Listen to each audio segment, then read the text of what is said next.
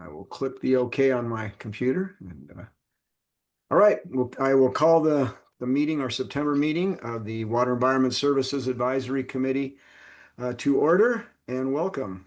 And Chris, you will take the roll. Wonderful. All right. Christopher Bowker, Here. Councillor Brake. I'm trying to unmute here. Okay. Richard Craven, Here. Greg DiLoretto, Here. Anthony Fields, I'm here. William Gifford, Here. Larry Lindstrom, Present. Mayor Milch, Here. Michael Morrow, Here. Colleen Rockwell, Here. Neil Schulman. Here. All right, and we have a quorum.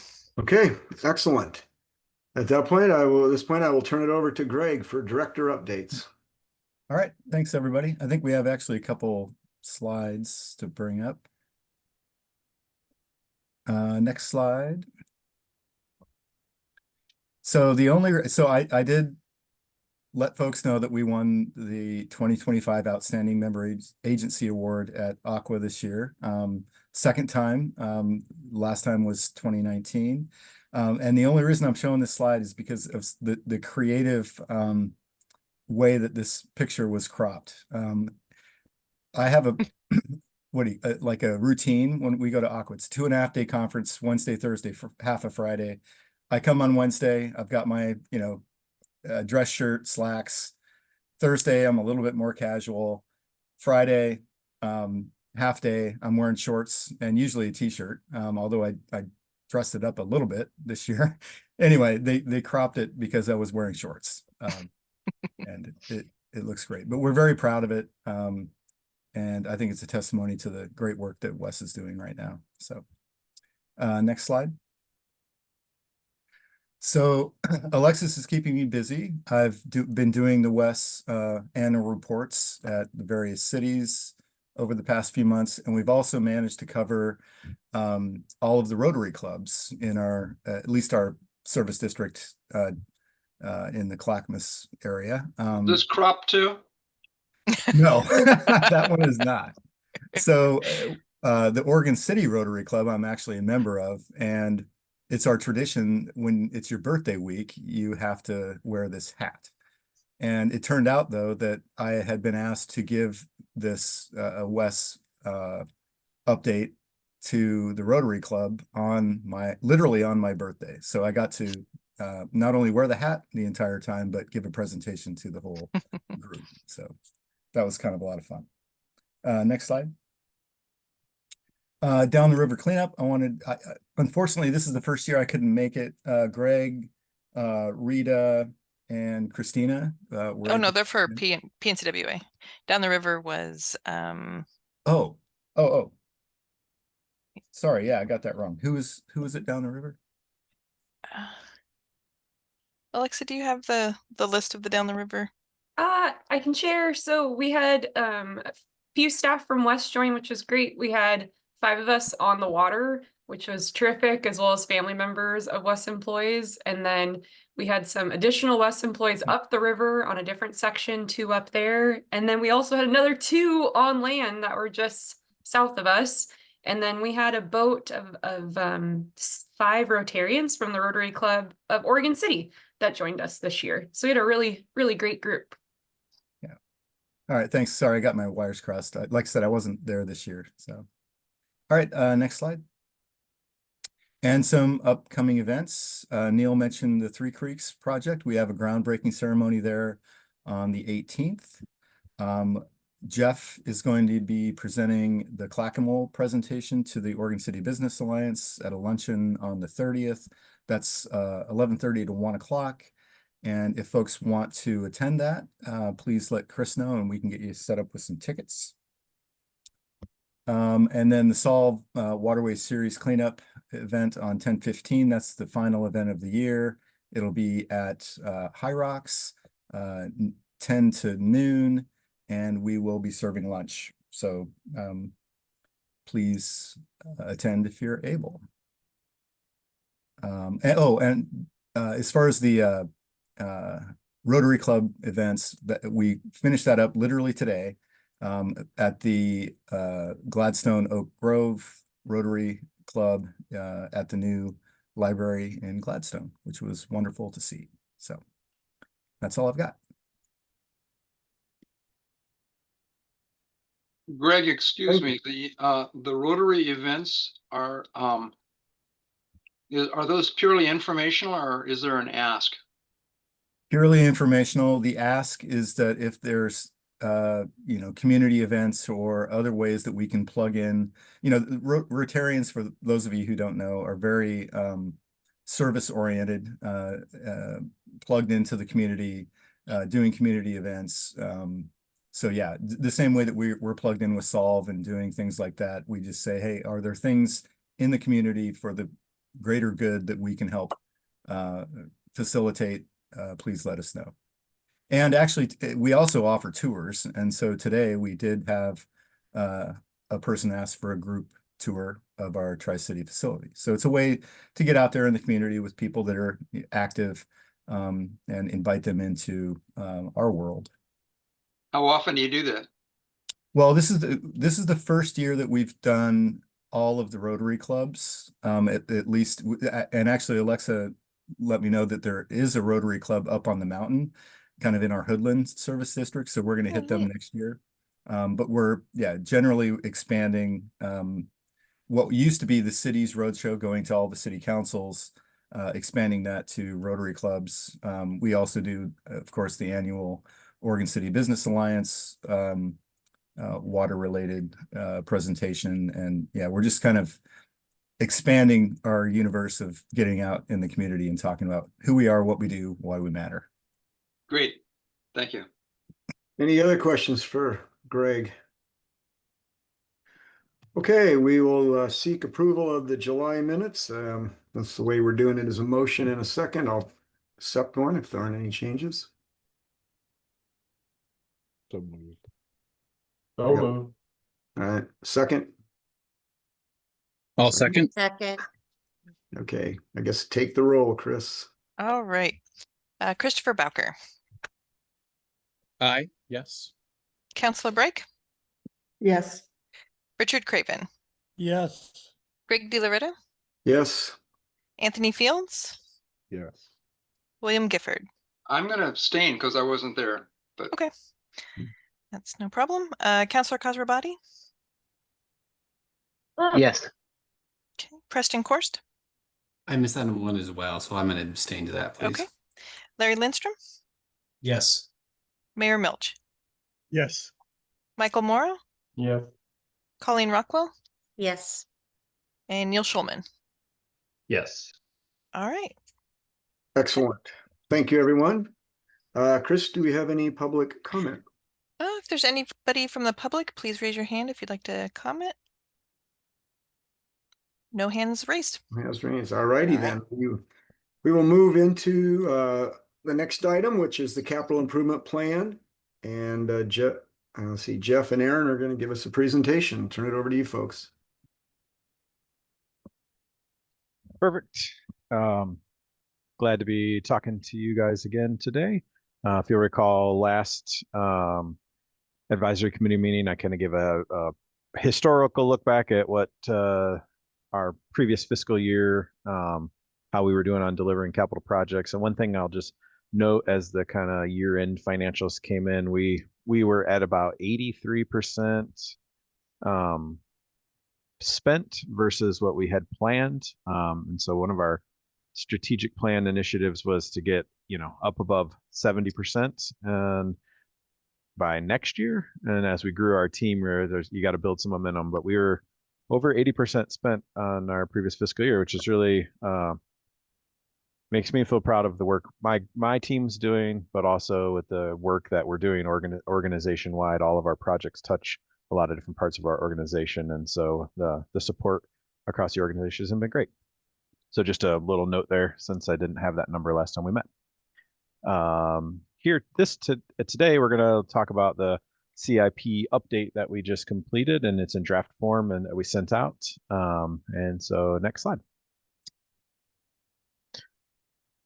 I think I've mentioned it, so I won't dwell on it, but we have a lot of plans, and we're working our plan, which goes back to my 80%, over 80% spent capital budget to actual, which is really good. We're executing our plans, and I feel like that's really putting us in a strong position to continue to be successful as an organization and serve the ratepayers of our communities. But the CIP obviously is built surrounded by other legs of the stool that hold us up. So it's all of these plans together are what hold up our approach to making sure that we meet our ratepayers' needs. Next slide. And beyond just the kind of strategic plans, all of our facility plans and our capital plan is really comes out of all of the work we do that highlights needs within our facilities. These are 20-year look forward plans. Is what helps us develop our actual 5-year CIP. The one thing I just want to highlight here is the Hoodland facility plan. We have just kicked that project off, so it's it's dated 2026. That work will be done next year, but we did just kick off starting to look at our Hoodland facility for what that might look like as if you've been up in Welch's and other things, where there has historically not been much growth. We're going to take a closer look at not only the condition of our facility and the technologies that are being used, but also what kind of growth we may or may not encounter up there, so that we make sure we're ready for that to occur. And the other item I'll note in our sanitary system master plan, we are by the end of the year, we will have wrapped up an amendment for the North Carver area in Happy Valley when they included that area in their comprehensive plan. We had not included it in our kind of how we would serve that area in our original 2019 sanitary system master plan. So we're making an amendment to that plan we've been working on this year so that we can identify and get out in front on how we might serve that area. There's no projects planned in this 5-year look ahead, but it does show up in the 10-year look ahead for when we might start to be able to serve that area. So just flagging that as I will be issuing an amendment to our sanitary system master plan to include that area that was brought in after we had completed our work. And next slide. We have 2 main priorities in our CIP. It's really about making sure that we keep our systems reliable and that we have the capacity to serve in the future. This is a slide. I just feel like it's really important to not lose track of this is, when you think of 5-year CIPs, a lot of people think of just growth. And I would say it's not really true. It's really about making sure that we can continue to operate the facilities we have while also providing growth for the future. And next slide.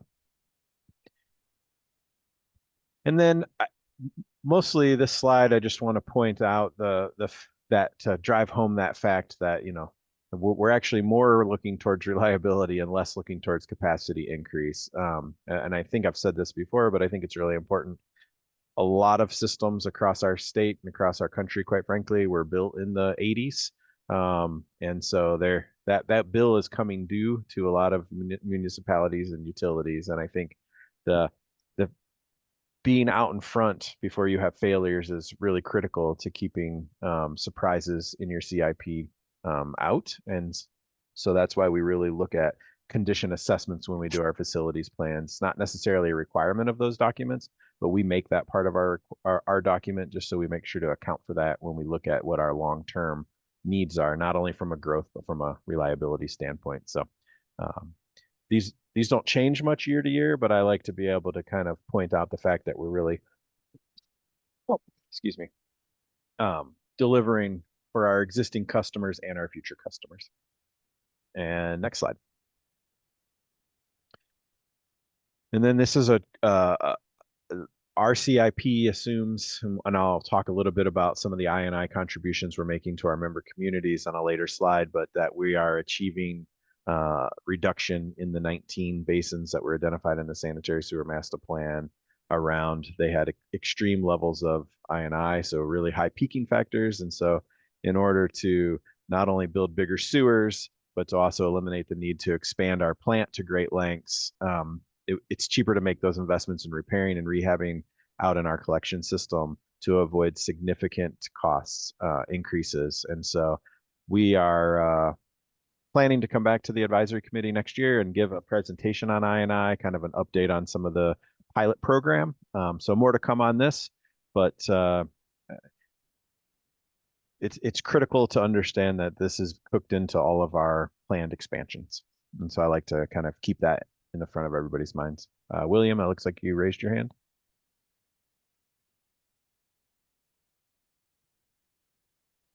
And you're muted. Thank you. I also You're welcome. couldn't find the raise hand button. The thought occurred to me when I was looking at this graph, or this chart, and it's really beautifully done. I'm hoping you used AI on this because it's pretty spectacular. But the thickness of that cured in place pipe liner has to reduce the inside diameter of the pipe, yeah? And I imagine it's minimal, but I'm just curious, how much is it reducing it? So it depends. So there's two answers to that. On a gravity system, those liners are, the thickness of those liners a lot of times can depend on the size of the pipe and the size of the area that it needs to be cured, how thick it needs to be. On pressure pipes, it can be quite significant because now you're relying on that liner to provide you the wall thickness of the original pipe. Whereas on a gravity, you're really just trying to seal the pipe, so to speak, and provide any kind of thick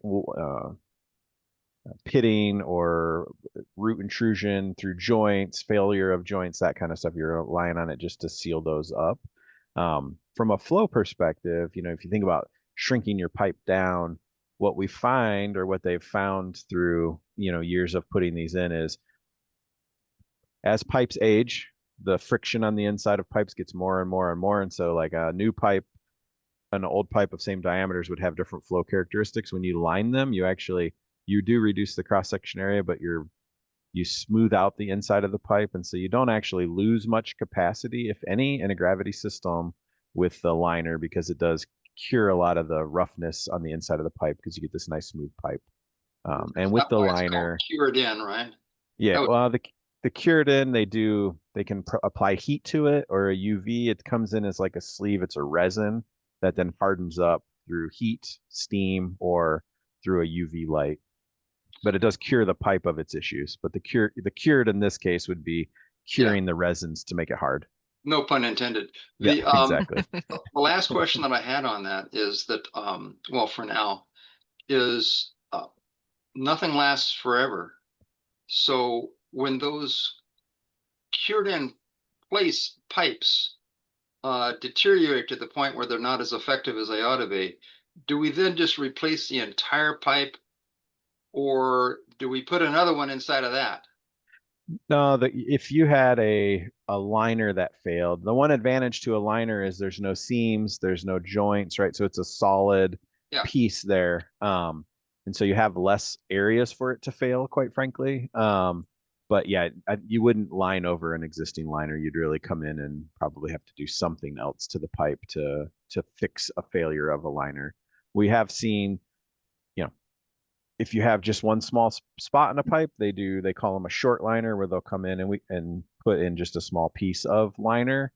We have seen those have issues in that instance. The next step is to dig up that isolated point repair the pipe physically, digging down to it and taking that little section of liner out. So sometimes if you don't get it cured correctly, or it doesn't adhere to the pipe correctly, it can shift on you. And so those are picked up when you CCTV or your lines, you see that it might not be where you wanted it to be to fix the pipe. So. I'm expecting that those inserted pipes have a much longer life than the old pipes that they're replacing or lining. Yeah, especially the pipe materials that we're generally repairing or replacing are, iron pipes that might rust out or things of that nature, whereas the CIPP it's corrosion resistant. It's a really nice solid material to go back in and repair the pipes with. It has about a average 50 to 60-year lifespan, and then it can extend the lifespan of the pipe that it's adhering to about 100 years average. So That's great. I know when they did the road work on 7th Street in Oregon City, and they were digging things up, they found many places where they had just used tree trunks, hollowed out tree trunks as pipes, and they lasted quite a while.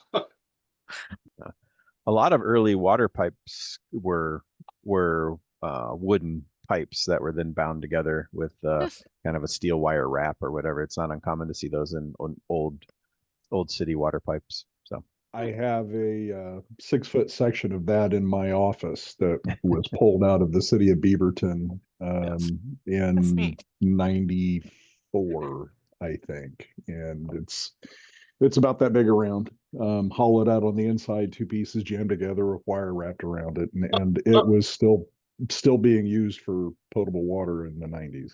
Wow. Cool.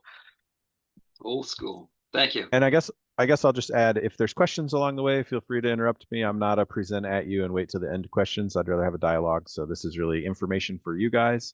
So feel free to interrupt me. Not a problem. Next slide. So this I'm going to take 3.5 minutes and play a video.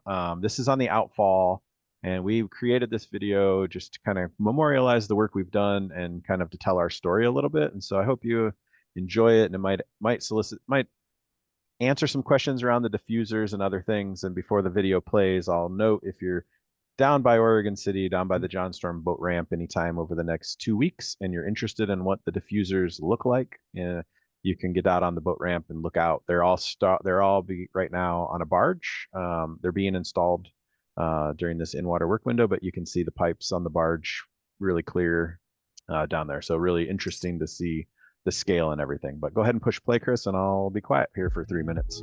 The Tri-City Resource Recovery Facility Outfall Project is a vital step forward in protecting water quality in the region. Clackamas Water Environment Services, or WES, launched this project to expand outfall capacity and ensure compliance with Oregon water quality standards and federal requirements, while benefiting the river, the community, and the environment.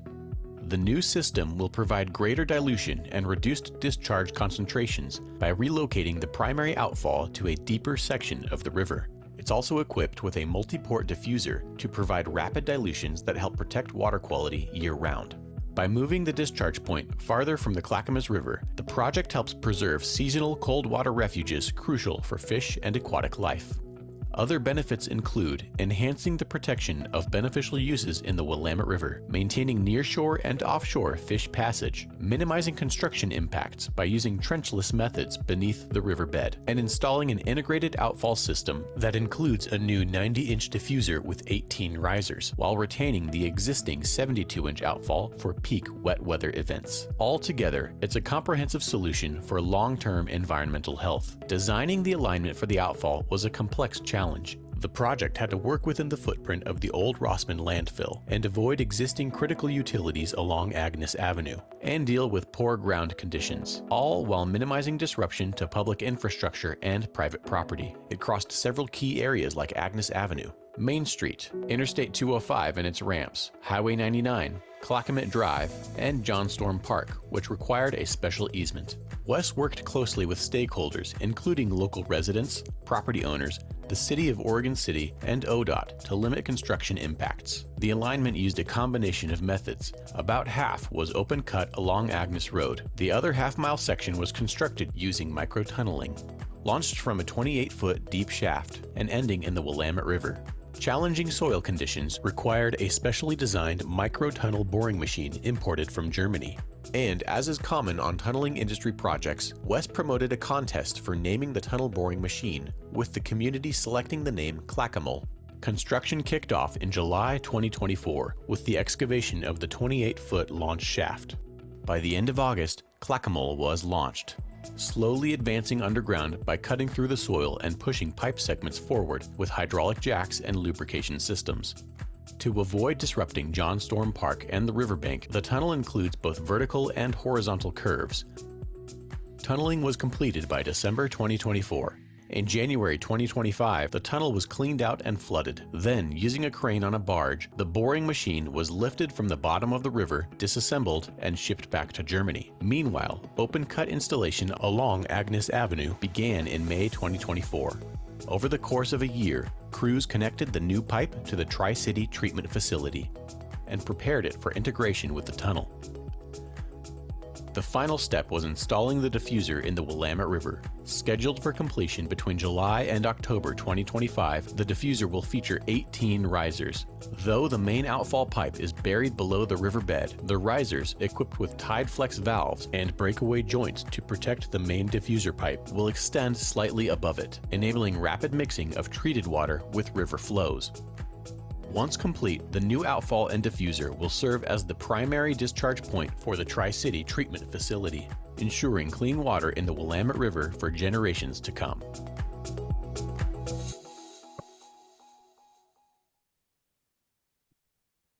Thanks for being a captive audience and watching that. I'm rather proud of the video. I think it's, it tells a pretty good story and is a nice way to kind of let folks see the intricacies of that project.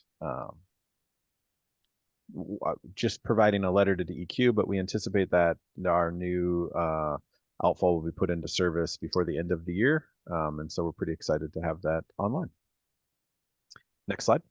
Jeff, I just want to say the part of the animation where you show the clackamole moving under the ground, I think that's the best way to kind of get a real good idea of the scale of this thing, the distance under the ground that it is, and what an engineering miracle it is that you can dig a hole for pipes that far under the ground and that long a distance. It still amazes me.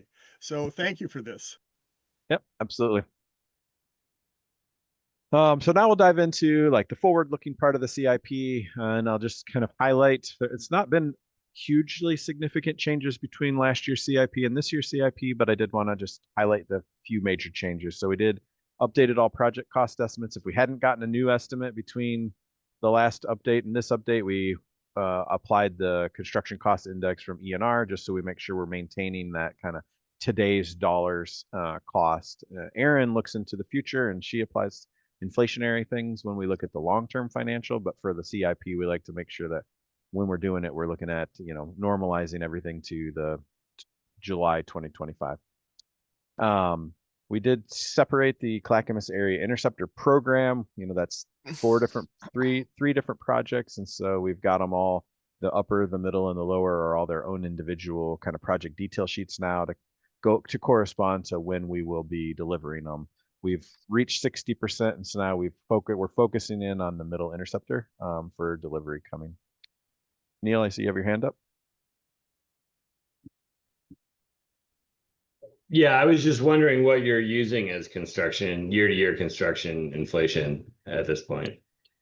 So the ENR they publish kind of a construction cost index for the 25 major cities across the US. And so that's the index that I'm using to update annually that. So they do a monthly update, and I can get you kind of a chart to show you kind of what they're looking at and some information on that if you'd like. But that's a publication that we subscribe to that publishes that information on an annual basis. They look back at the previous years.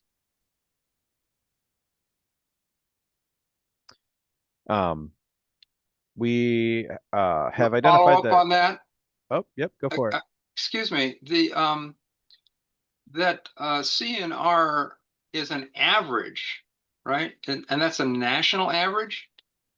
That's right. It is a national average. They look at 25 major kind of cities across the US, and they average out, looking at construction costs from previous months to current months. That's based on like raw material costs and other things like that. So they put that information together and identify what wages, all of those things that would factor into it.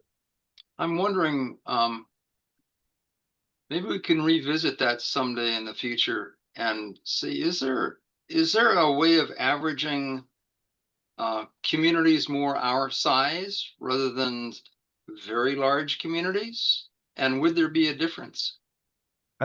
So I can dig into what the 25 cities are. There is one they look at that's more Seattle focused, and we found a little bit that, you know, that market is a little different than our market here, and so we're looking, I'm trying to normalize across an average. But yeah, I think we can look at that, William. I can get you information on what those cities are. I like this, and I'm not saying it's the right approach, but I like the kind of standardized approach that a national publication would have around it, instead of trying to create something that's more industry accepted, so to speak. I like the idea of something that's grounded in reality and has a lot of history behind it. And I'm not aware of anything like that around Portland. But we can definitely look into that, and I'll get just some general information on this ENR kind of CCI for you guys. As I recall, we adopted that that index as based on best faith, and it was sort of like the only option that we really had in reality. But I don't know, maybe in the years since then we adopted it, maybe we need to see if there's a way of refining it. I appreciate that feedback, and I'll do some digging and see what is out there and what's available. Thank you. Yep.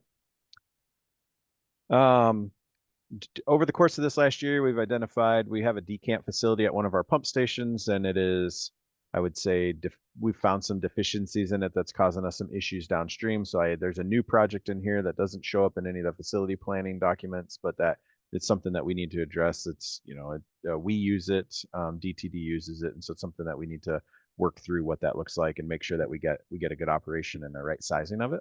Hey, Jeff, can you Yep. explain just kind of more generally what a decant facility is?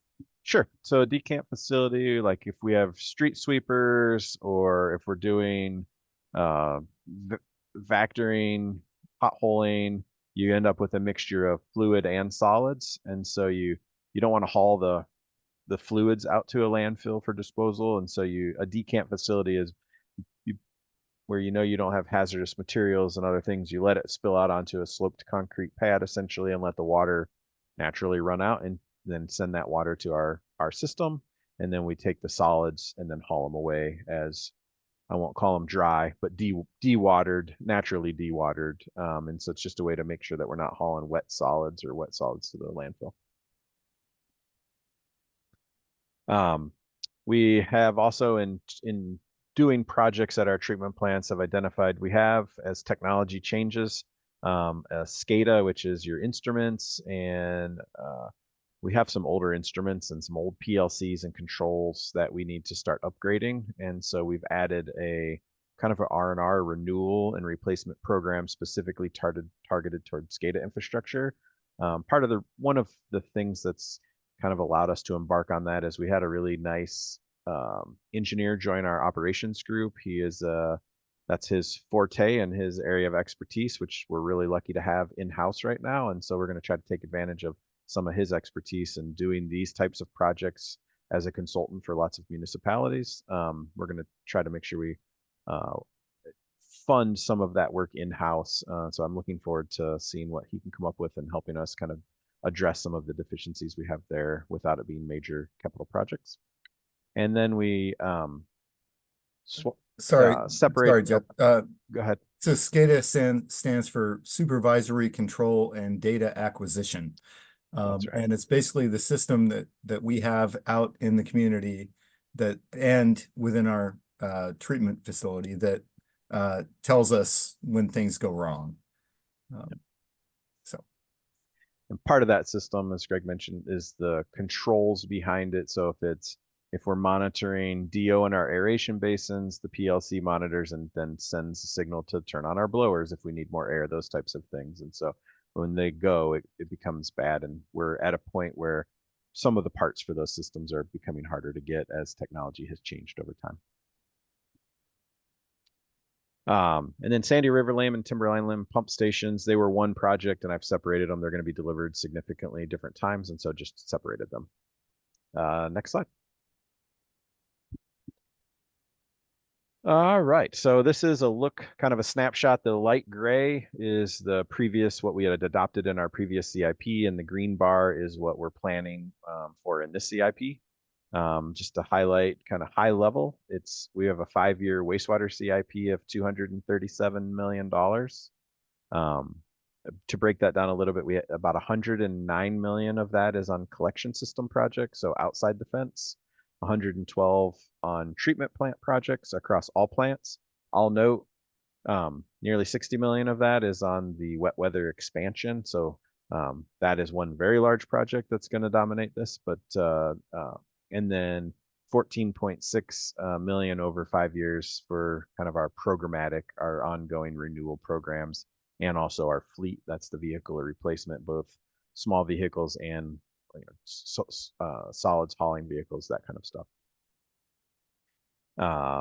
You can see the large jump in 26-27 is driven some by that 15% that we didn't spend, I'll say, carrying forward on projects. And otherwise we had no, I would say, significant cost increases across our projects that we've identified, which is good for us. Next slide. And here's same slide on our surface water CIP. No significant changes. The bars, the estimated spending in millions looks bigger, but that's only, the graph on the left is only 1 million increments instead of 10 million increments. We did add a project which is driving some of this. We have I won't call it an emergency repair because we're not out there working on it now, but we found a storm retention pipe in a backyard on a slope that is becoming uncovered, and so that was a project that wasn't identified anywhere that got added into this work, and so obviously there was some cost increases there. Next slide. So we'll talk a little bit about kind of the bigger projects we have. Our Tri-City wet weather expansion. This is a project that we're going to be putting an RFP out by the end of the year to get a consultant on board.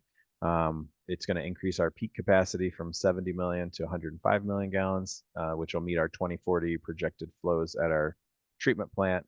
One of the things between last year when we had our CIP and this year is we did get DEQ approval of our facility plan and of our approach for how we're going to expand our wet weather, which was a very big, I'll call it a very big victory for us, and that we got their nod of yes, this is a way to do it. So now we can get going on the project, which is really exciting. And the blue boxes there are pretty much what we're going to be building, which would be a headworks. So we'll be screening a second headworks for this wet weather, and then we'll have an active flow, which is a ballasted, so you fast chemically enhanced treatment of your primary. So after screenings will settle out really rapidly, and then we go to UV or some disinfection and then out to the outfall. So it's not full secondary treatment, but it's called chemically enhanced primary treatment. So you're using flocculants to create flux and polymers to settle them out rapidly. So a technology that's been used, Salem's got one. We just went up and visited up into the Tacoma area and King County. They're in the Northwest. It's not an uncommon technology. It's not a new technology. It's been around for a while, and so we feel very comfortable and confident in kind of learning from others' lessons learned as we deliver that project, which will be very exciting for us. Next slide. Questions? Oh, yep, go for it. Sorry. Yep. Question number one is, what is that going to save us? Save us from. How is that going to improve our system?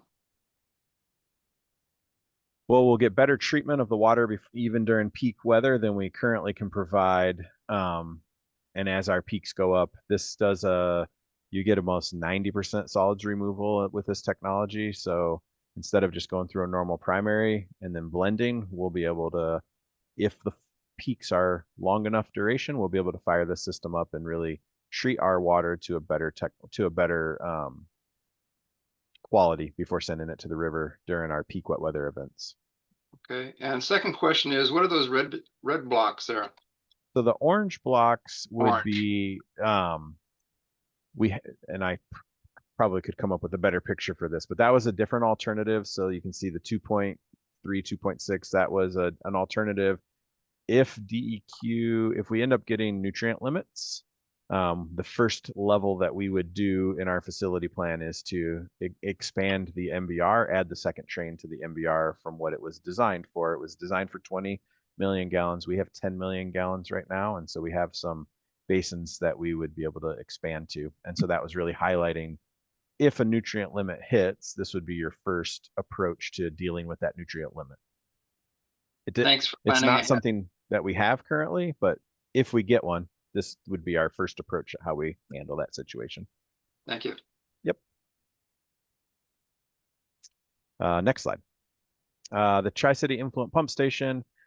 This is under design right now. We just went to the board for issues. As we've worked through this, we have to bypass our entire treatment facility not our entire treatment, but we have to bypass our influent pump station. And so we have gone and had a lot of meetings with our consultants, and we're at a point now where we really want to get a contractor on board to help us navigate what they can and can't do, rather than trying to tell them what they can and can't do. There's a lot of risk involved in that bypass, and so we're going to be bringing a contractor on board for an alternative delivery. We will be going to the board for a hearing, I believe, the first week of October for that approval, and then we'll be putting an RFP out pretty quick thereafter to get a contractor on board to help us navigate. One of the big reasons beyond the bypass pumping, and I'll talk a little bit in the tariffs and in some of the other a slide later, we're having really hard time getting electrical equipment. Data centers are driving all of the electrical supply, and we put an RFP out to buy transformers for this project, and it's about a 30-month lead time to get a transformer, and we got very little interest in our one-off transformer, and so we're hoping contractor can leverage relationships he has with vendors to get us a transformer that's going to work, but it's still going to be 30 months most likely to get in hand, so just a really long lead time on those items. Next slide. And then I'll highlight the Rock Creek extension, and I mentioned SRF here. This is a project that we are currently out doing some land acquisition and getting right of entries and working on getting ready to work on finalizing or gaining easements. But this is a project that we're going to target SRF funding for. But we are on schedule right now to bring the first phase of that project. It'll end up being phased to support the Happy Valleys Community Center. And so we've been coordinating those schedules very closely. Jeff, what if we don't get the SRF? What's our backup plan? We would still build the project, and I'll ask Aaron to answer from a financing perspective how or where we might get that money. Yeah, we don't assume SRF financing, so we're assuming cash financing and traditional debt financing for the projects in the CIP. Okay, because I mean, Congress, or at least the administration, is talking about reducing SRF funding by 90%, and so there'll be a lot less to go around if that happens. Agreed, Greg. We're going to meet with, there is an application phase, I believe, in December. And so there's no guarantee, but we are going to chase after it. It's cheap money for us to borrow if we're going to have to borrow. So that's part of the reason we're kind of targeting this, is hopefully to try to beat some of those funding cuts and get in and get our money secured before those funding cuts may or may not hit. Next slide. And then, we have 13.7 million in our 5-year plan on I&I reduction. And I'll highlight that our contribution so far to our member communities, we've contributed $6.8 million in our 3 years that we've been running this pilot program. We're on kicking into year 4 right now. And so 6.8 million is what we've contributed, and we've got 13.7 in the next 5 years. Oregon City has been our, kind of just to highlight from a member communities, Oregon City has been our biggest recipient at nearly $6 million is what they've received. They obviously have the bigger basins and a well-defined program that they've been working on. West Linn hasn't had a project yet for our I&I. Milwaukee has gotten about $135,000 worth of support, and Gladstone's gotten about $750,000 worth of support from us. And so, as you recall, we contribute 30% to cost to work in the 19 basins. And so that's going back to that I&I is a critical thing that's baked into our plan. That's how we're supporting that. And as I mentioned before, we'll give a presentation on the reduction successes we've had on our projects. Coming up in 2026, we'll have some more information now that we've had, it takes time to do the projects and then see, you got to have a wet season to be able to see really what those kind of reductions are. So once we have that information, now that we're entering year 4, we'll have some information to share on how that's working. If you haven't gone to Oregon Cities, they have a really nice webpage on all their I&I work. So just a plug for Oregon Cities I&I webpage. It's a really nice, well-developed one that highlights all the projects. So next slide. And then as I mentioned, we have ongoing projects. We have about 2.2 million in our plans. And I'll highlight the SCADA, as we talked about before, as one of the new plans. Otherwise, they've all stayed really consistently funded. And then next slide. So just kind of a highlight, I thought I'd take a minute and talk about some of the market drivers. I mentioned them throughout, but just to reiterate, electrical procurement is really an issue for us. Not an issue, but it's something we're having to overcome. We've actually done some pre-procurement where we've bought equipment and had contractors install it for us because of some of these impacts. And that's really driven around the data centers. And as I mentioned, some of our control center gear, which is like your big breakers and things, have 30 to 40 month lead times on some of these things. So you're 3 years later before you can actually build something, and a lot of that is around some of this data center issues. The second thing that's really hitting our markets right now are tariffs. Our administration is I would say somewhat not consistent and kind of changing regularly. The treatment plant work is probably more susceptible to tariffs than the collection system work. A lot more steel and other things in those projects than we do have in our collection system works, but it is something we're paying attention to. And I would say that it's not going to help our costs at all. Just from my crystal ball says it's going to make things cost more for us. But we won't know exactly those impacts probably for another year before we really see it really hitting us. There's and then our SRF, Greg mentioned, our new administration is proposing, I think around an 80, as Greg said, 89 to 90% cuts in the clean water and drinking water SRFs. And so, that drops just from an annual nationwide, that's 2.7 billion down to 300 million. So it's a huge drop off in potential funding and available low interest money for us. But we're going to try to selectively do projects that are strategic, that won't be as impacted by some of the requirements for steel and other things, which is why we're targeting that Rock Creek Interceptor as one of the projects. I think that'll have the least impact for cost increases due to administering the SRF. So hopefully we can be successful there. And the next slide. And so this is to your point, William, this is a slightly different, just a different graphical approach to this construction cost index. Mortensen, which is a nationwide contractor, they looked, and this is the Seattle market that they look at on their construction cost indexes, and the gray is the national and the blue is the Seattle market. I guess mostly what I want to point out, we had that huge increase between 20 and 21, and then if you kind of look across 21 to 24, it was relatively consistent. And then between 24 and 25, we've started to see it go more vertical. And so I think with the tariffs and other economic policies that are in place, we're going to probably see higher costs moving into the future. But only time will tell. There's hungry contractors out there. I would say people are sharpening their pencils. But I do think we're going to see some cost impacts. What was the jump between 2020 and 2021 attributed to? It was COVID and the supply chain issues, and I'll call it greed as well. A little bit of all of those things factored into those huge jumps, quite frankly. When you can charge more and people pay it, then you're not going to lower your prices back down. And I think there was some companies took an opportunity to really try to see how far they could take it. So I think it was all of those factors really played into that huge increase. Which if you look, right, that's a 16-year window we're looking at. That one clearly was a big impact on our overall costs.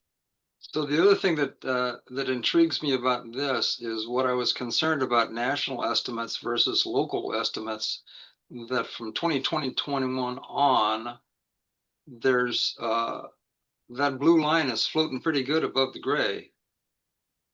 I mean, up until then, it was holding pretty close to it. But is that because the West Coast is becoming more expensive? I think a little bit I think yes, a little bit, but when we update, I guess we're looking year over year. And if you look at the kind of general trajectory of those gray bars versus the general trajectory of the blue bars, they mirror each other. So while the index is higher for Seattle, the difference between 24 and 25 on the national versus the difference in just the Seattle market is they mirror each other relatively well. But for sure, I think. Jeff, excuse me. I'm looking at the delta between the gray and the blue. That all the way up to 2020, they're pretty close. Yeah. But after that, there's a significant gap. And yeah, sure, they're running about the same rate, but Right. the gap is bigger. Yeah, and I think things on the West Coast are more, I mean, I'll just generally say it, things on the West Coast, a number of things. Labor is more expensive than the Midwest here, and materials are more expensive. So I think there is a little bit of that. When we apply our factor, we're really looking at year over year cost increases, and our cost estimates are based in our market. And so when I apply that kind of inflationary or that indexing approach, our cost estimates are developed with our city in mind. And then the index really is how much are those costs increasing year over year. It just that's kind of how I think about it at any rate. And that's why I feel like whether it's whatever market it is, they're generally mirroring each other from a national to Seattle. But it's just another nice graphic that Mortensen puts out that I follow to kind of stay in touch with Appreciate what the market's that. doing. Yeah. Well, the price of living in paradise, you know? Yeah, exactly. And with that, that's my part of the presentation. And so I hope you have just as many questions for Erin as she gives her talk. I'll turn it over to you, Erin. Awesome. Thank you, Jeff. Please Yep. feel free to chime in if you have questions as we go along. So anytime Jeff's team updates the CIP, we in turn update the long-range financial plan to identify funding sources for capital projects and assess the impact on rates. So that's the content that I'll be covering tonight.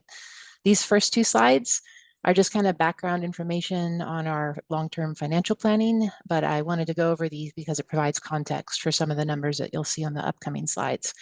So these should look pretty familiar because I think we touched base on them during budget and probably CIP update last year. Our current annual operating expenses are more than $33 million. So these objectives here are what we worked on with the advisory committee back in 2022. Since then, we've been incorporating those objectives into our long-range modeling. So meeting the number one, first objective means meeting those annual operating and maintenance expenses to deliver our essential wastewater and surface water management services to the community. Number two means building the infrastructure required to support growth and serve new development. Number three means maintaining affordable rates by managing our operating costs, achieving cost savings wherever possible, leveraging external funding, and securing low-cost financing through careful financial management. A legacy debt refers to the debt that was issued by Clackamas County Service District Number 1 before the WES partnership was formed. One of the requirements of the partnership agreement is that the legacy debt is only paid for by Rate Zone 2 ratepayers or the former Clackamas County Service District Number 1 ratepayers. Those customers include the City of Happy Valley, unincorporated Clackamas County, Boring, Hoodland, Fishers Forest Park, and also our city partners of Milwaukee and Johnson City. And they all pay $7.20 more per month for the same service to cover the legacy debt component. So number 5 is speaking to phasing out that component, which we began 5 years ago, and we're currently on track to have unified rates in fiscal year 30-31. Next slide, please. Some of the specific strategies that we deploy to achieve those objectives include implementing steady and predictable rate increases to avoid rate shock. We have a current target of no more than 5% annual rate increases. If, as we're updating our long-range financial plan, we do see an increase higher than that 5%, it alerts us that there's something that we need to potentially modify. Maybe we need to adjust the timing of capital projects and work with Jeff's team on that. Maybe we need to look at what we're doing for other external funding, but that's an indication that there needs to be some adjustments made. We're also targeting limiting our operating and maintenance costs to no more than 5% currently, and we have an optimistic outlook to potentially bring those down even lower, as you'll see on the next slide. We began building up reserves in 2012 after the phase 2 expansion at Tri-City, anticipating the infrastructure investments that we're currently making and are going to be making in the proposed CIP. We then took advantage of historically low interest rates in 2021 to obtain $48 million in revenue bonds, and we also borrowed $37 million at 1% interest from SRF for the Tri-City Solid Handling Project in 2019, 2022.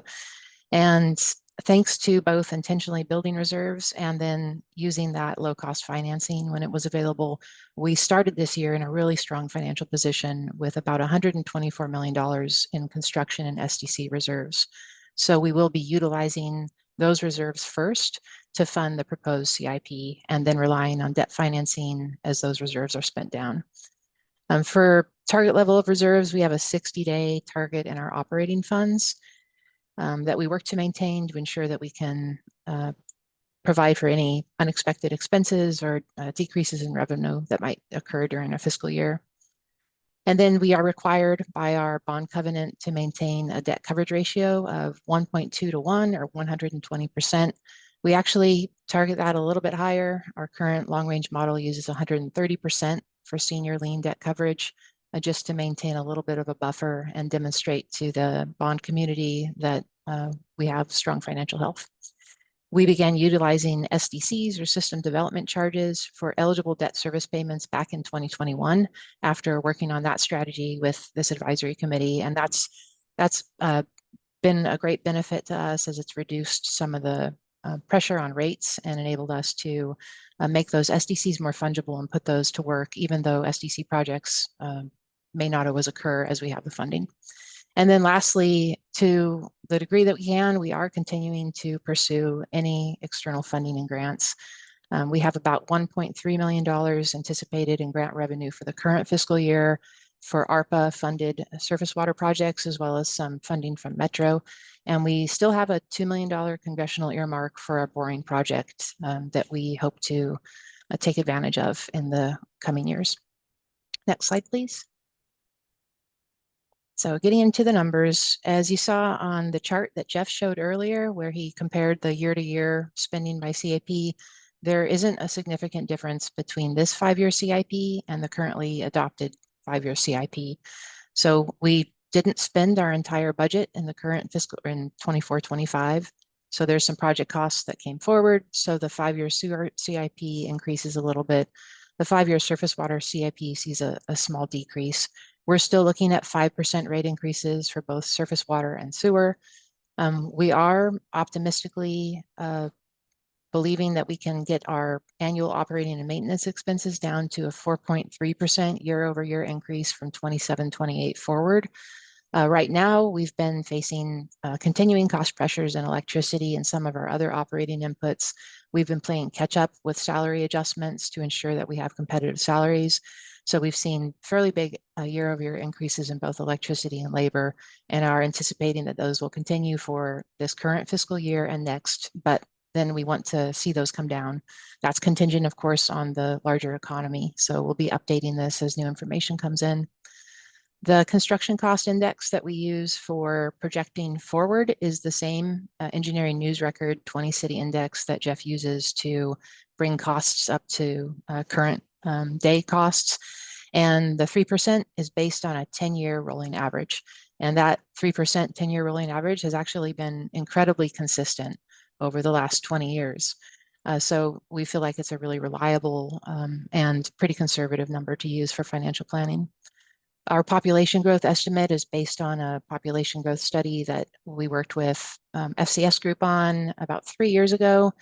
It anticipated as the mid-range growth projection 1% annual increase in population. The last couple of years have been lower than that, but we are continuing to maintain that projection as we've started to see an uptick in multifamily development that may bring us closer to that 1% average annual increase. And then construction and SDC reserves, as I already touched on, we're in a really good position with those. We will be financing the next couple of years of the CIP with those reserves. And then beginning in 27-28 for sewer, obtaining debt financing, and for surface water in fiscal year 29-30, we'll need to obtain debt financing. And we have really conservative assumptions for financing. It's a 30-year term and 3.5% interest. SRF financing, to the degree that we can get it, it would have a more favorable interest rate. So if we do obtain SRF financing, as Jeff said, we're working towards, that would make more resources available in our long-term financial plan for other projects, or potentially higher operating cost increases if those should come about. And then projected SDC increases. For the last CIP, they were inflationary only, as we were also working on the updated SDC methodology. For this CIP, for our financial modeling, we're assuming a modification of the advisory committee's recommendation for a phase-in, which the board favored, and that's a 10-year phase-in to the calculated maximum rates. That means essentially that the sewer rates, sewer SDC fees will increase by 3% a year, which is essentially inflation. So no change there. For surface water, the SDCs would increase by about 6.9% per year. So that does give us a little bit more SDC funding for the surface water side. The hearing was originally on August 14th, so the board has not made a decision yet. That hearing was continued, and it will be next Thursday, September 18th. So if folks are interested in attending that and providing public comment, it will be at 10 a.m. in the Public Services Building. And if you would like more details, just let us know and we'll provide those. But I wanted to thank the advisory committee's work on the SDC update so far and kind of provide an update too. We're still working on that. Next slide, please. So looking at how we're going to fund the proposed CIP, those numbers in the top row are indexed at that 3% annual rate. We'll be primarily funding it through user charges, including existing construction and SDC reserves, with the balance made up of debt proceeds. You can see down on the bottom, we almost have enough SDCs to fully fund the SDC eligible costs in the surface water capital improvement plan. There's quite a difference in the costs and the SDC funding that we have for sewer. So in those cases, we would be taking out debt financing and then repaying the debt with SDCs as those come in. So still achieving the SDC eligibility of those projects. Next slide, please. Then just looking at our rate projection, this is unchanged, except it moves forward for 1 year from the budget process. So we're still looking at those 5% rate increases for both sewer and surface water, as well as the legacy debt phase out for the next 4 fiscal years. So that keeps rate zone 2 wholesales rate even. It slightly decreases the overall increase for rate zone 2 retail, because as the wastewater treatment and wastewater collection rates are going up, the legacy debt rate is decreasing. So we will have unified rates in 2031. Next slide, please. And then just kind of a reminder that the capital improvement plan, while we do update our financial plan to ensure that we can pay for it, it's separate than the budget process and rates. And as we get new information and come back to you next year with the annual budget, if the existing CIP or this CIP gets adopted and it turns out that we aren't able to stay within our 5% rate increases, then there would be an opportunity for us to evaluate the timing or the sequencing of projects too. And we would be visiting with this committee and our board at that time. And I will hand it back over to Jeff. Thank you, Erin. So just a quick summary of, the last nearly 40 minutes of talking. The fiscal year 26-27 to 30-31 wastewater CIP is 236.7, and the surface water CIP is 26.5 million. Feedback requested from the advisory committee. We're looking for any comments or concerns that you guys have now that it's been presented and you have a draft of it. Feel free to email myself or Aaron any questions, and we would be happy to get responses to you, whether it's on the financial side or the capital side. Mayor Milch. You mentioned earlier in regard to some of the updates you have to do on a electrical panel in a facility that the procurement of some of those electrical systems is difficult right now because you're competing with data centers, I think you said, and other things. Is this an opportunity for Clackamas County economic development people to look at getting that industry going here in Clackamas County? You obviously are not the only water facility facing this shortfall. Is it the kind of thing that could be developed as a new industry in our area that maybe doesn't need a lot of land, but could create jobs and opportunities and economic growth for the area? Looks like Greg came unmuted, so I'll let him answer that. I am going to forward that comment to Laura Edmonds, who's the economic development manager for the county. So yes, perhaps. Okay, thanks. Our next meeting. Hold on. Excuse me. I wanted to get back to the mayor's comment that I suspect that, from my perspective, that data centers like that do take up a lot more space than we really imagine. And I think that they like broad, flat areas, which unfortunately is better for agriculture. And also they don't provide a lot of jobs. They have a very few, very highly specialized jobs, which are well paying, but I don't think that there's a lot of jobs. So no, William, you misunderstood. I'm aware that we don't have room for data centers, but what we may have room for is manufacturing some of the parts that those data centers rely on. We also need to rely on here. If that's a growing sector of the economy, it might be something we could grow here in Clackamas or in Oregon, somewhere close. Thank you for the clarification. It makes a lot more sense. I agree with you. Yeah, we're talking transformers.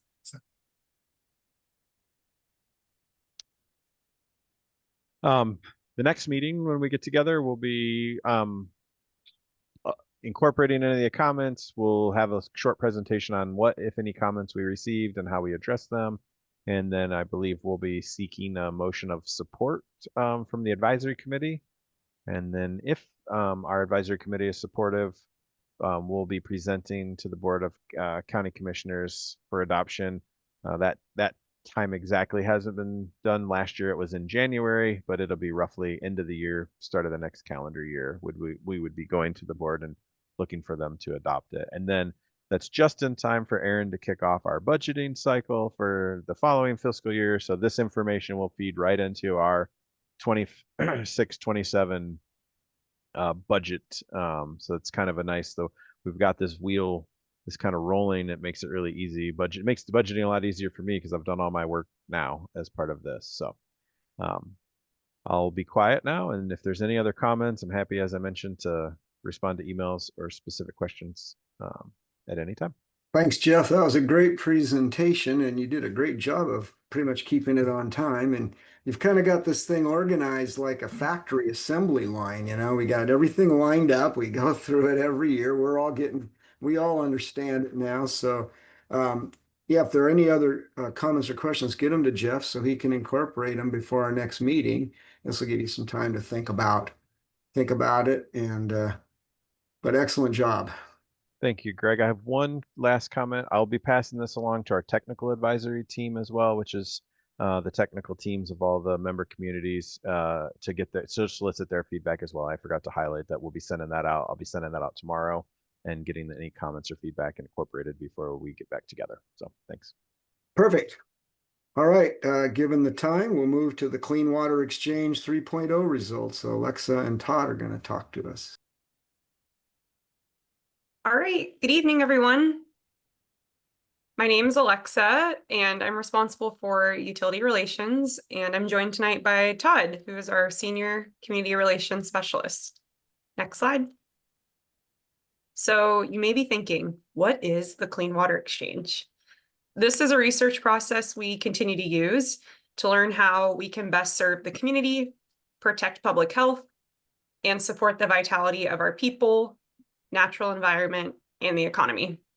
The Clean Water Exchange gives us a snapshot in time of what people know and think about WES, as well as the environment. We held the first Clean Water Exchange in 2021, and now this is the third one. The third time we've embarked on this process. Next slide. The purpose is to discover how our customers and stakeholders value clean water services, and also explore and measure stakeholder understanding and confidence in WES's ability to protect public health and support the vitality of our communities, natural environment, and the economy. Next slide. And this process is a two-way conversation. There's a survey component and a focus group component. And during this process, we get insight on community values and evaluate customer satisfaction relating to our key focus areas, a chance to strengthen customer and stakeholder understanding of our vision and mission, and build community trust and create long-term clean water partnerships and advocates. Next slide. In addition to our customers, we have many stakeholders that are connected to the work that we do, including each of you. That includes environmental partners, community leaders, city staff, and many more. So next, Todd will give you an overview of the outreach process of the Clean Water Exchange. Next slide. Good evening, everybody. So we split the research up into two different formats. We did in-person focus groups and we did the online community survey. Next slide. So for the online survey, we did a wide solicitation, and you can see that in 2021 we had 94 respondents. In 2023 we had 199 respondents, and then this year we had 282 respondents. This was really the first year that we brought doing the survey in-house, and increased the use of the county channels to get the word out. Next slide. So the solicitation methods. We have a number of ways to reach people. For this, we did the customer outreach. We did a note on the e-bill. We did a bill insert for our retail customers. And then this is the first time we did a postcard to our SWIMAC area, the surface water service customers. And this is the first time that we reached out directly to them. We couldn't do a bill insert for them because of the timing, and so we had to reach out to them in a different way. And then we had it on the homepage of the website. The broader community, we used the Happy Valley News with an advertisement. Most of you are probably familiar with our quarterly e-newsletter. We did a solicitation of that, and we have 4,000 subscribers to that e-newsletter now. And then we use the county's social media channels, primarily Facebook and Nextdoor, seem to be the most effective. And then we did an email to stakeholders, watershed councils, you all, and our partners. Next slide. So I want to talk a little bit about the focus groups. We approached the focus groups a little bit differently this time as well, in that we decided to split them up into a group of retail customers, a group of wholesale customers, and then stakeholders. The reasoning behind that was we figured that would be working with people with hopefully, the same level of knowledge base. And so next slide. I will pass it off to Alexa.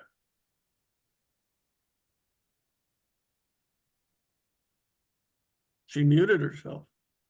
I'm talking. I was talking. Thanks for catching me. All right, so we're going to jump into some of the highlights from the focus groups first. So next slide. And word clouds are a great way to summarize large quantities of information, especially when you're talking about 21 folks sharing their perspectives. And we'll start with the stakeholders group. Stakeholders agreed that WES has a well-established system, especially compared to other regional utilities.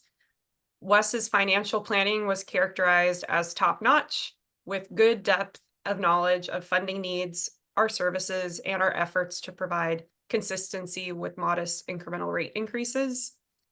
In this group, WES was also deemed as forward-thinking and proactive with anticipating growth and planning for expansion. Stakeholders were also really complimentary of the communication effort around Clackamole in the naming contest for the Outfall project. And they shared this was a great, informative, and fun way to make the public aware of the work that we do. You can see in this word cloud too, the words that were used most often that are in a larger text: funding, knowledge, leaders, finance. These are the building blocks that enable us to deliver on our vision of being a collaborative partner in building a clean water future.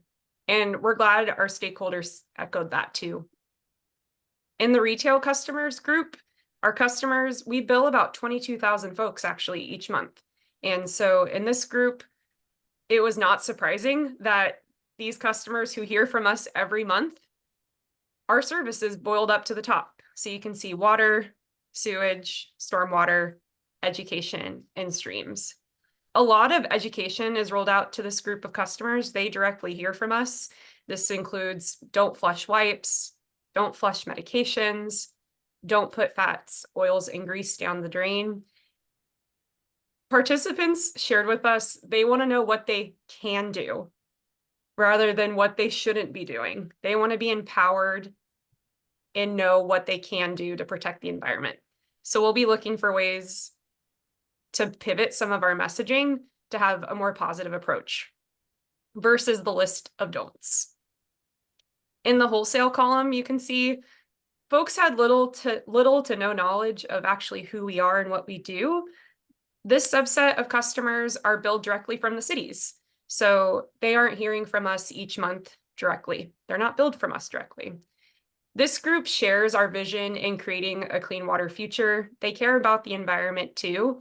And there's a great window of opportunity to help wholesale customers better understand who we are, what we do, and why this work matters.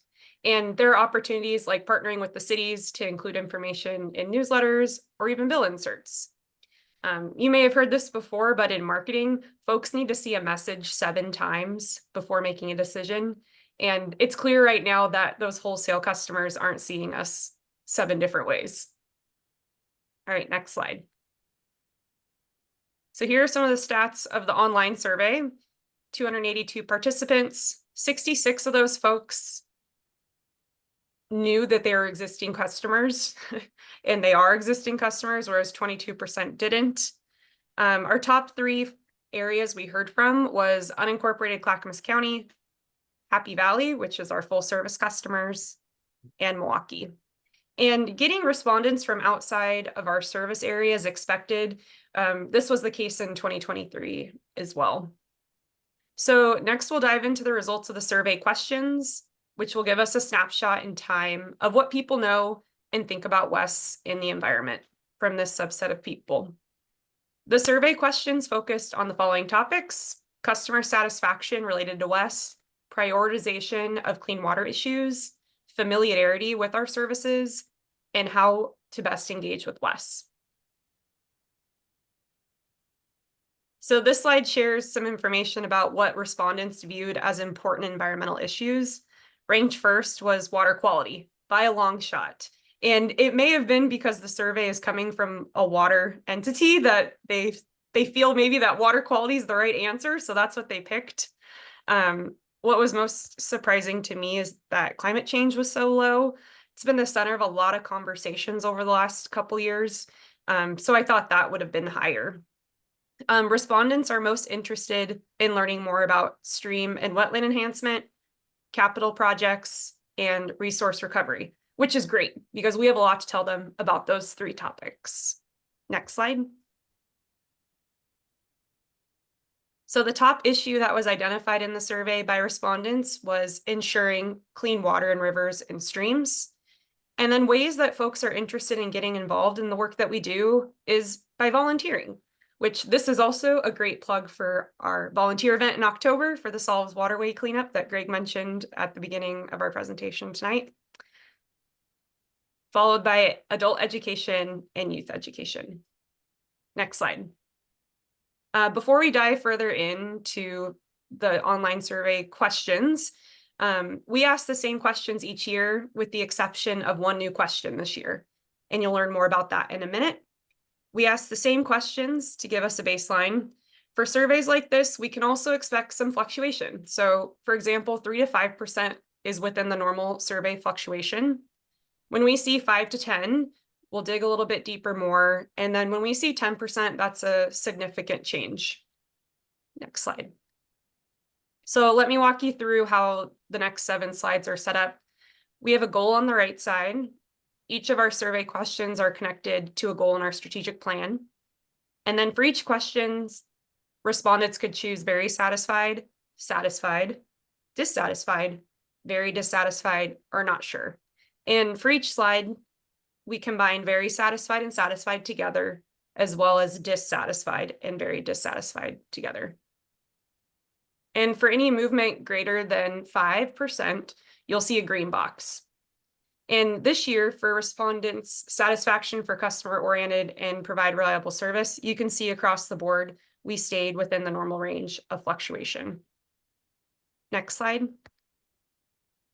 For customer satisfaction with WES's efforts related to communications with customers, we have 2 significant data points here we may want to pay attention to. So we see that in the satisfied category, this dropped by 11% with this group of respondents. And this leads to more questions for us. Are we reaching those customers monthly? Do they know what services we provide? Are these folks customers? In the unsure category, we can see an 8% increase where we have an opportunity to educate customers on who we are, what we do, and why this work matters. These results show a snapshot in time from a small segment of respondents who likely don't receive communications from us. Next slide. For education customers on water quality practices, to educate customers, each category stays within that normal range of fluctuation.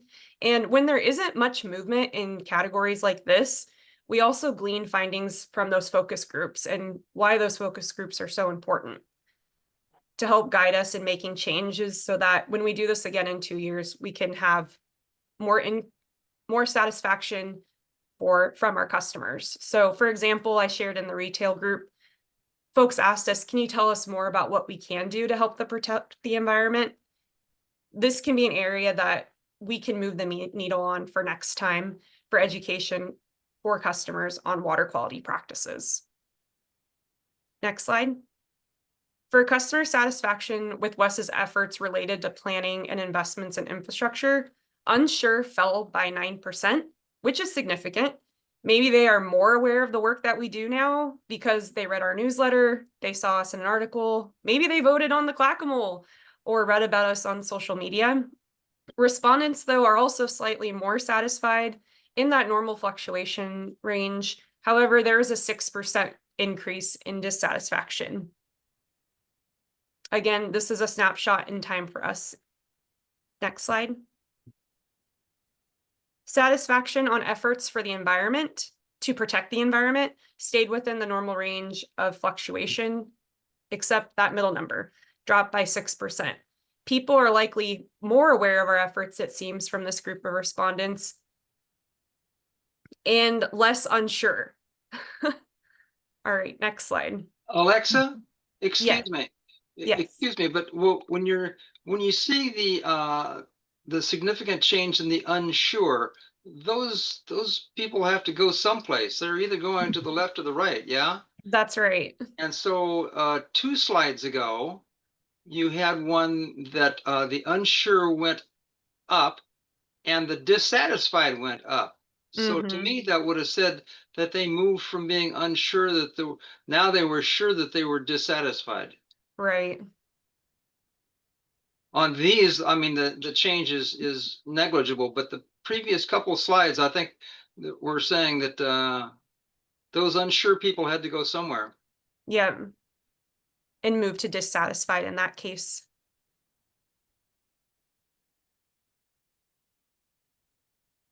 All right, next slide. We have 2 stats of note.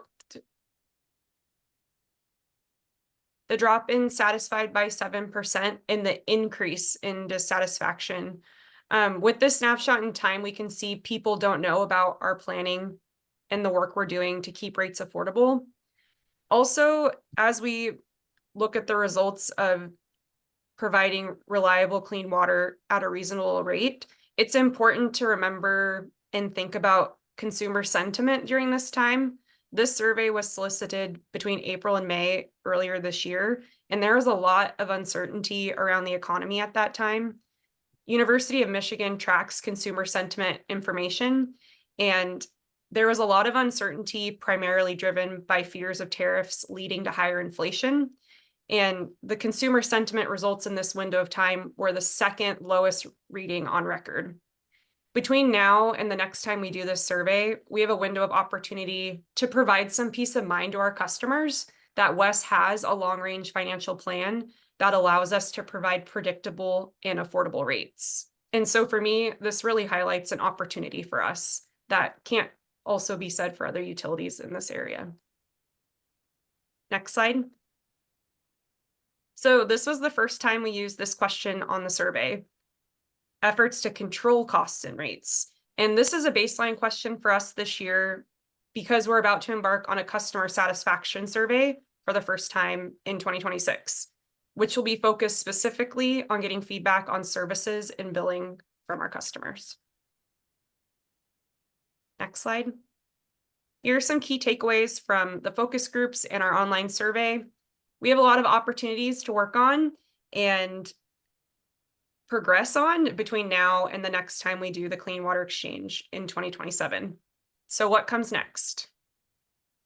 The focus groups and online survey helped us understand where we're making progress and what is still needed to do to strengthen our stakeholder relationships, especially with our direct customers and those wholesale customers. It's also provided a variety of ideas and opportunities on how to better collaborate to achieve a clean water future for all. The discoveries and input will be addressed through the WES's strategic plan. Opportunities relating to outreach will also be updated in our communication and engagement roadmap.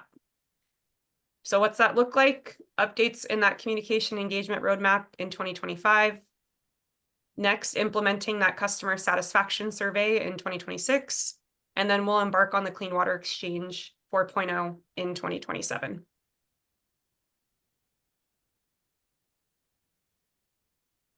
Excellent piece of work. And even though maybe the numbers weren't exactly what you'd hope, they give you a way to go forward. And that's what's really critical about this, is that we know where we can go to work with our customers. So it's really a great piece of work. And I'm glad you're undertaking it. Thank you, Greg. Alexa, I have a question for you that I don't know if there is an answer to it, but I figure if anyone would know, you would. So in some of those declines that really seem to kind of be between 2023 and 25, in addition to kind of you mentioned kind of the general angst and concern about tariffs and inflation and things like that. I wonder if what we're seeing is how much of it might be part of an overall polarization that we're seeing in people's responses to things in general. And we have seen that with some of our kind of community engagement around various projects where people either love it or they hate it, or they don't respond. And I'm wondering if you're seeing anything in kind of the public involvement literature at all, or kind of the state of the practice that says whether or not that's actually a thing that we're seeing that's filtering down from people's general anxiety about the world or whatever and into their feelings about Clackamas Water Environment Services or restoration or whatnot. And if so, how you can hold steady for that. Todd, I saw you nodding your head. Would you like to speak? Sure. Yeah, I think you're hitting the nail on the head, Neil. The other thing that I wanted to point out was that in this year's survey, we also really targeted some extra effort on reaching our SWIMAC area, the surface water customers. that don't get a whole lot of interaction with us. We only bill them twice a year. And so I think that and we had a 40% increase in people that actually took the survey. So I think those two factored in. And also I think that you're correct that there is a generally a lot more polarization. We're seeing that on the county social media channels as well. Neil, this was the first time. So we asked folks, how do they want to hear from us, or how do they find information from us? And for the last 2 rounds, social media was always in the top 2. And this is the first year that social media didn't even make the top 3 of dependable sources for information. And from my experience, social media has become much more polarized in the last 2 years since our last Clean Water Exchange. And as people are seeking information that's reliable, they are going to our website and they're relying on our e-news versus going to find us and find information on social media. William, you have your hand up? I just wanted to remind both Alexa and Todd that what important work you're doing with a quotation from Dwight D. Eisenhower, who said, great general, said, the plan is nothing. Planning is everything. Okay. Thank you, William. With that, we'll move on to our last item. We have our report outs. I have a couple items, but does anybody else have a report out before I go? No? Okay. Yep. Sorry. William, okay. Which section are we talking about? General comments? We're at the very last item. We have our WES Advisory Committee discussion where we can do report outs on something that happened that we want to share.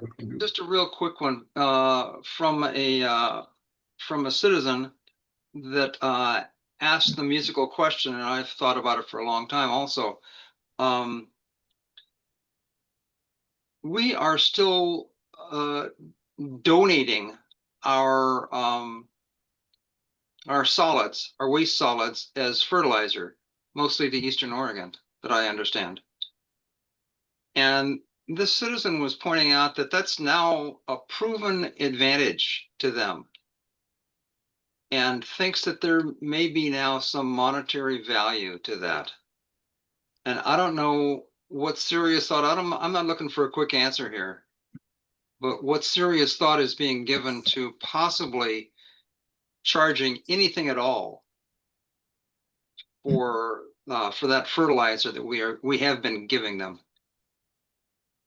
So William, I won't give you a quick answer. I will say that Wes looked into that a little bit before my time, and we will look into it again.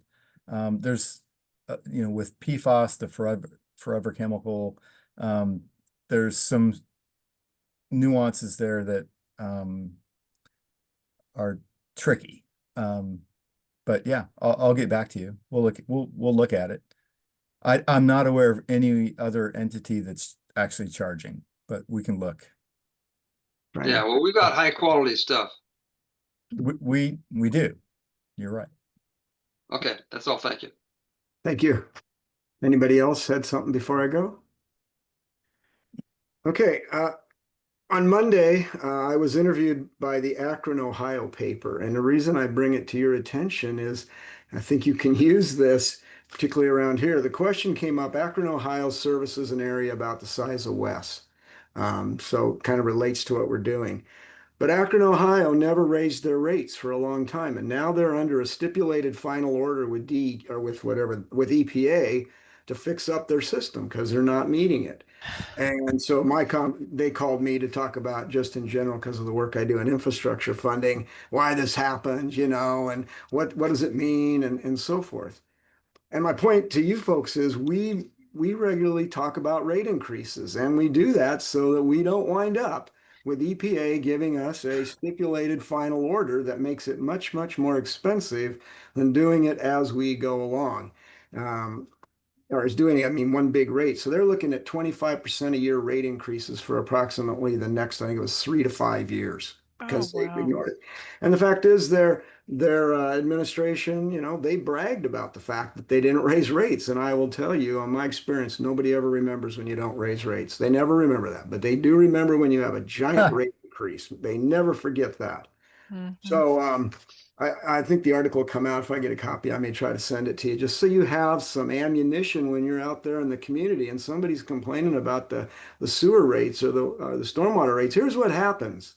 Mhm. You don't do this. This is what the effect is and what you're leaving for people down the line. So great opportunity for me to talk to them, but also for us to have some ammunition. Next week, Monday, Tuesday, Wednesday, there's a few of us on the committee here that are going to go to the Pacific Northwest Clean Water Association Conference and learn everything we possibly can about sewage. And we'll really become more knowledgeable than we already are. So that'll be fun.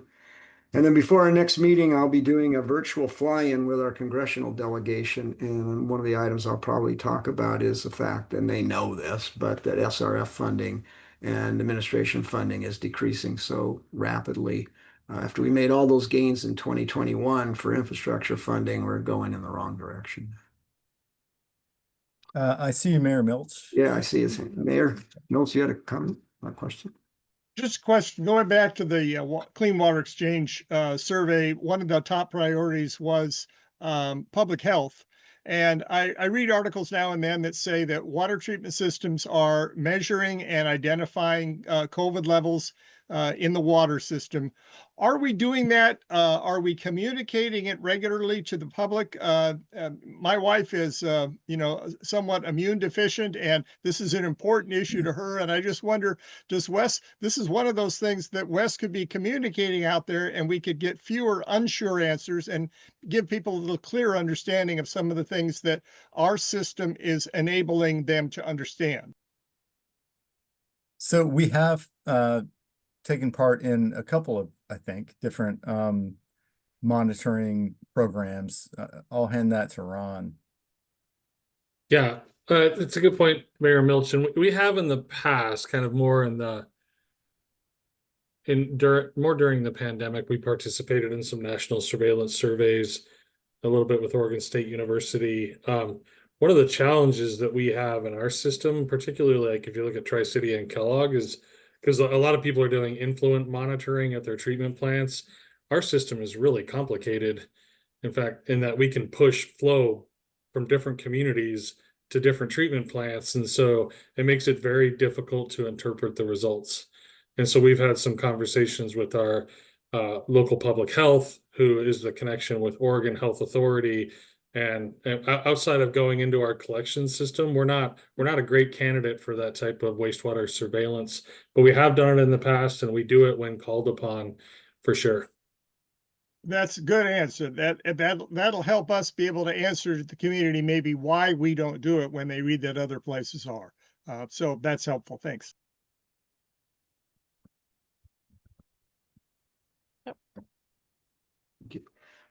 Okay, is there anything else? We are past our time.